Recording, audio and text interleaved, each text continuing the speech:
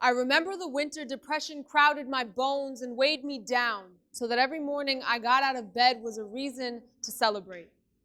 A sophomore skipping school days on a weekly basis, my history teacher stopped setting aside a quiz for me.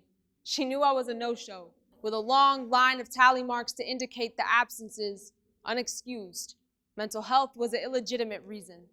They attached truant to the top of my transcript. Detention, Saturday school, community service. Attending public school in the Silicon Valley, I learned how to code switch until it became my only tongue, my skin light enough to pass me through.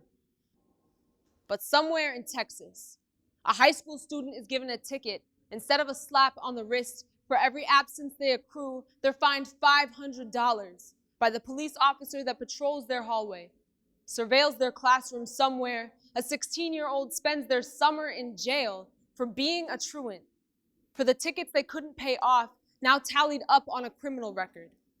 So what do you expect when you make a crime of our behavior? When you arrest kids for stealing milk cartons? When you turn the office into a courtroom? When you make black and brown kids suspects before anyone else? When we're called delinquent before our own names?